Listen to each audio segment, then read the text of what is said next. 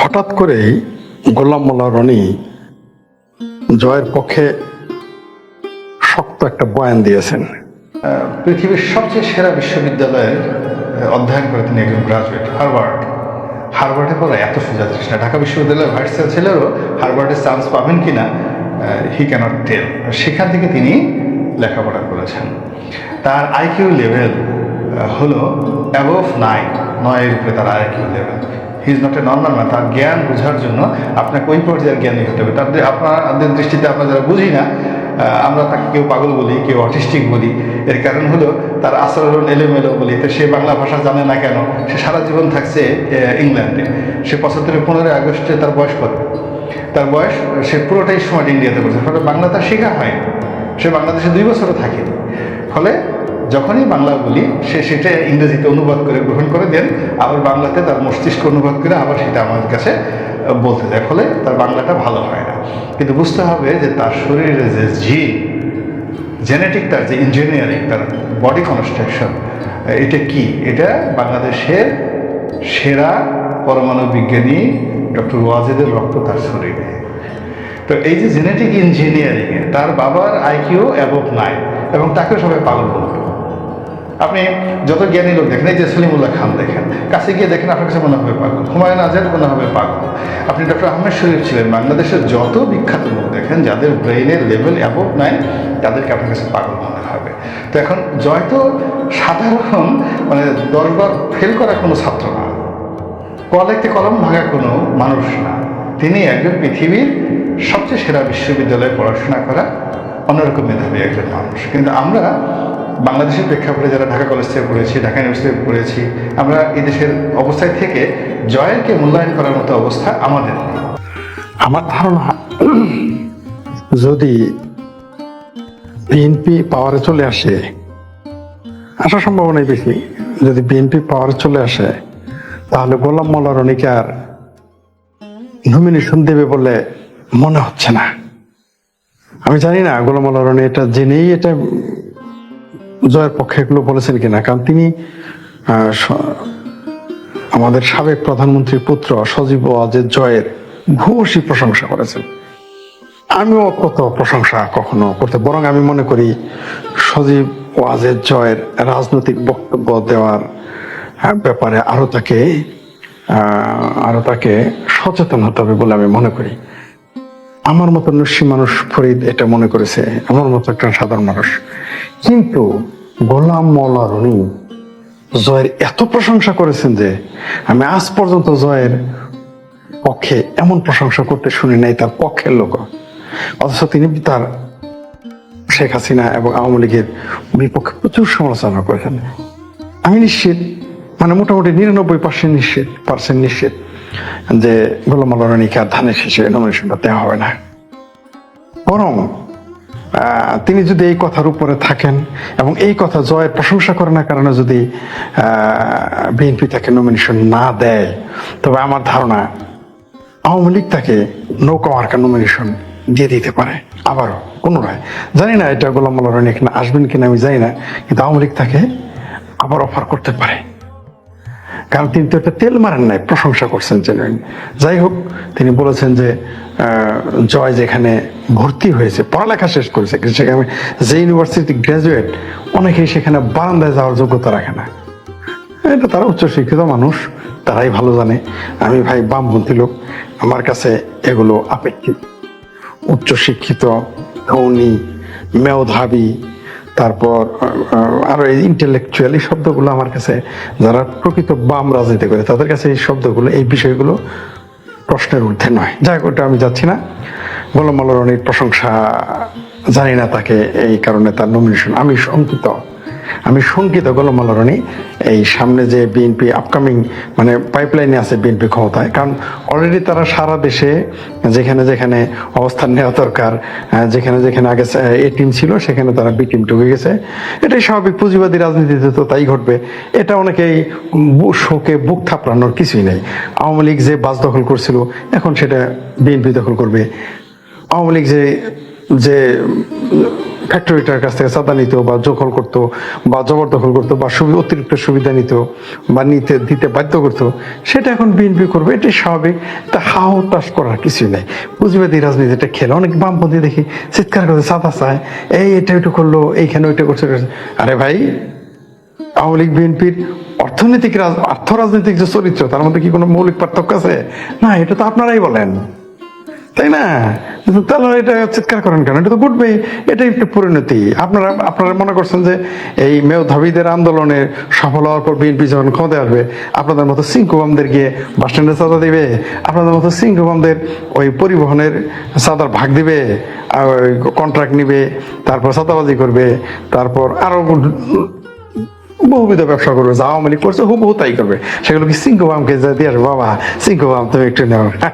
কারণ বেল পাকলে কাকের কিছু যায় আসে না, মনে রাখিও হে মহান সিংকুবাম। যাই ওটা অন্য বিষয়। আমরা শেখ হাসিনার নেতৃত্বে বাংলাদেশের পক্ষে। আরেকটা আছে আমাদের বাঁধানাফা।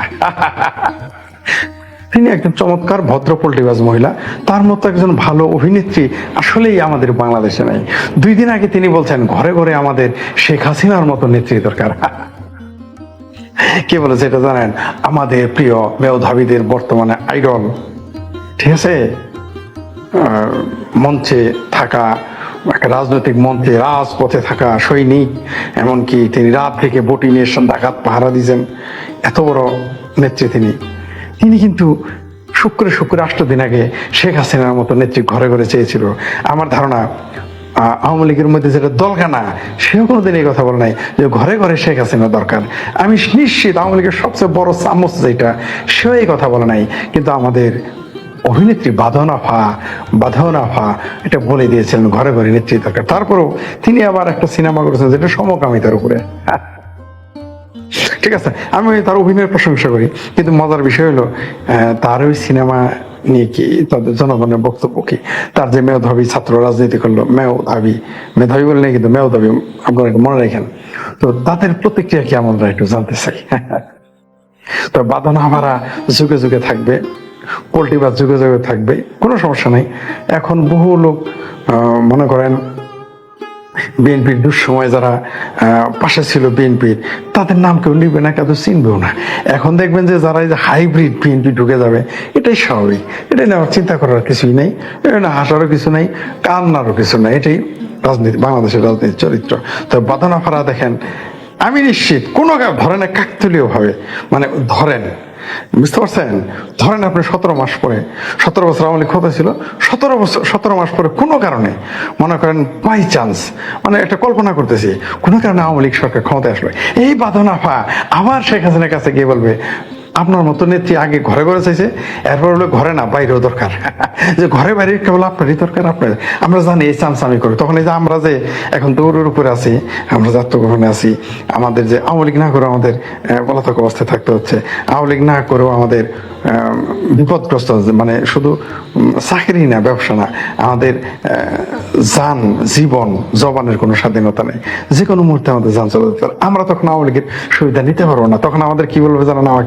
আমাকে বলবে, আমার এলাকার একজন জামালপুর জেলার সভাপতি, তার নাম শাহিন তালুকদার, বলবে আমি শাহিন তালুকদারের লোক। আবার যদি আওয়ামী লীগ ক্ষমতায় আসে, আমাকে তখন শাহিন তালুকদারের লোক বানাবে। আর এখন শাহিন তালুকদারকে বলবে আমি আওয়ামী লীগের লোক। কিন্তু খুব শাহিন তালুকদার জানে আমি আওয়ামী লীগ করি না। যাই হোক, অন্য বিষয়। যা বলছিলাম যে এই বাঁধানাফা দেখবে 17 মাস পরে, ধরে নেন, এটা কল্পনা করতে, ইমাজিন, মানে মনে মনে মন কালা খাইতে তো দোষ নেই, তাই না? স্বপ্ন দোষ তো হয় মাঝে মাঝে, দেখেন না স্বপ্ন দোষের মধ্যে কত কিছু করতেছে এই দেশে, রাজনৈতিক স্বপ্ন দোষে। যাই হোক, ধরেন 17 মাসের মধ্যে গভর্নমেন্ট ফিরে আসলো, শেখ হাসিনা কোনো কারণে ফিরে আসলো, বাংলাদেশ আবার প্রধানমন্ত্রী হয়ে গেল। এই বাঁধানাফা গিয়ে বলবে আম্মা আপনাকে না আমি আপনার ছোটবেলার একটা সিনেমা আমি করতে চাই। এবং দেখবেন এই আওয়ামী লীগ সত্যি বাঁধানাফাদের আমার টাকা দিবে সিনেমা করার জন্য। আমাদের উল্লাই সুধীর ভাই, তোরা কারা? এই তুই শেখ ফরিদকে, তোকে তো কোনোদিন আওয়ামী লীগের পোস্টে পাইনি, তোরা তো কোনোদিন আওয়ামী লীগের অফিসে দেখি নাই, তুই তো কোনোদিন জয় বাংলা জয় বাংলা জয় বঙ্গবন্ধু বলস নাই, তুই বেটা কে? তুই ফরিদকে? বাঁধানাফাই আমাদের নেত্রী। তাহলে বাঁধানাফা যে বললো এখন শেখ হাসিনা স্বৈরাচারী, তার বিচার চায়, তার খুনের বিচার চায়, শেখ হাসিনা মাঠে থেকে শেখ হাসিনা করাইলো, উচ্ছেদ করাইলো, তখন কি বলবে বাঁধানাফারা? জানেন, বাঁধানাফারা বলবে আমরা যান বাঁচানোর জন্য এটা করেছিলাম। আমরা বাধ্য হয়েছিলাম, আমাকে বন্দুক ঠেকিয়েছিল, অথবা বলবে আমাকে রেপ করতে চেয়েছিল। আর আমরা তখন হয়ে যাব বিএনপি। মানে আমাদের বলা হবে, এই শেখ ফরিদ কে রে, শেখ ফরিদ তো বিএনপি লোক, ফাইল ওর ফেলে দে, ছুঁড়ে মেরে দে। কি হে ফাইল ছুঁড়ে মারনেওয়ালা, এইবার তোমার ফাইল কে ছুঁড়ে মারবে? তোমার ফাইল যাবে এখন। যারা বলছিলা যে আমি শাহিন তাজদরের লোক, আমার ফাইল ছুঁড়ে মারার সময় বলছিলা যে আমি শাহিন তাজদর, এখন শাহিন তাজদরকে গিয়ে বলো, এখন বলবা না, কারণ এখন বললে তো আমার লাভ হবে। এখন বলো না, আমরা জানি এগুলো, আমরা সবই বুঝি। ওই যারা বলে আমরা, ওই যে আমি একদিন পোস্ট দিয়েছি না আপনাদের, যে প্রথমবার বউ কি কইছে, প্রেমিকারা কি বলছে, পাশের বাড়ি ভাবি কি বলছে, সব বুঝি, চুপচাপ থাকি। ঠিক আছে, টাকা লাগানো করে ফরিদে তো টাকা নাই, আমরা সব বুঝি, সব বুঝে। বুঝতেছে না টাকা লাইফ সালমান রহমান, এফ সালমান রহমানের যদি একটা কুলির সাথে পরিচয় থাকতো, একটা রিক্সাওয়ালার সাথে পরিচয় থাকতো, একটা দিনমজুরের সাথে পরিচয় থাকতো, একটা ফুটপাথের একটা দোকানদারের সাথে পরিচয় থাকতো, আনিসুল হক আর দরবেশ বাবার, আমি লিখিত দিতে পারি, আরে কোনোদিনই কেউ খুঁজে পাইতো না। পুলিশ তো দূরের কথা, তারা আওয়ামী লীগ বিএনপিও খুঁজে পাইতো না, তাকে আশ্রয় দিত কেউ না। কিন্তু এই যারা আপার ক্লাস, আমি ছিল কোনোদিন আমার মতো ফরিদের সাথে তো দূরের কথা, মানে ওই রাস্তার মানে দিনমজুর, কৃষক, জেলে, তাঁতি, মুসার, সামার, এদের সাথে চলা তো দূরের কথা, আমার মতো ফরিদের সাথেও লেভেলে মিশে নেয়। আর এরা তো সবসময় হাই ক্লাস, টপ থাকছে।